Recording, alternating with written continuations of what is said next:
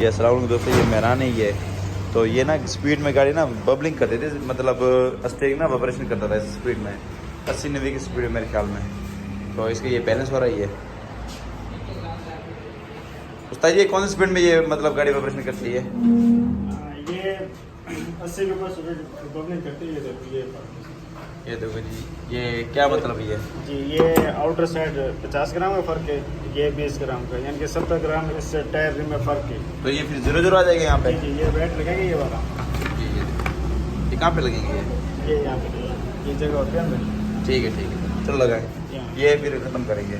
तो ये मेरे ख्याल में वेट वहाँ लगता है और ये जी एलआरई में ही है। तो इनको ये स्टिकर वाले वेट कहते हैं ना? जी जी। तो ये दूसरा जो वेट, ये देखो जिसके अंदर ये वेट लगे स्टिकर वाले, तो ये ज़्यादा आउट था तो एक इसके अंदर ना ये वाला वेट लगे। ठीक हो गया। तो अब चला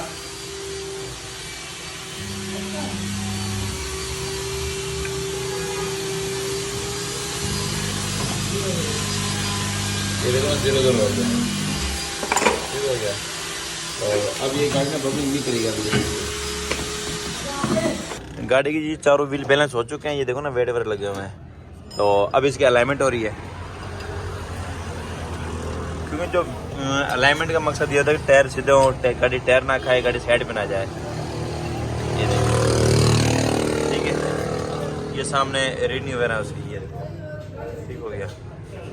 और उसके बाद अलाइनमेंट के बाद गाड़ी ट्राई होगी इंशाल्लाह, ओके होगी। तो बाकी बैलेंस जो इसका होता है ना, तो एक चीज़ आउट होती है वो स्पीड में जाके ना मतलब धड़कती है वो। तो इस तरह अगर इसका मतलब रिम या टायर आउट है तो ये धड़केगी। उससे मतलब जो चीज़ मतलब आउट है ना, उसको ख़त्म करने के लिए ना इसमें ये वेट होते हैं, वज़न होते हैं इसमें।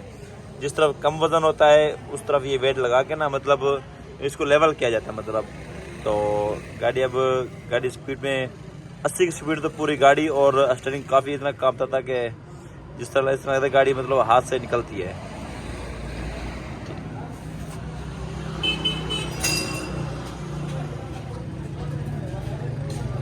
बाकी गाड़ी की अलाइनमेंट और व्हील बैलेंस ये बहुत ज़रूरी है ये।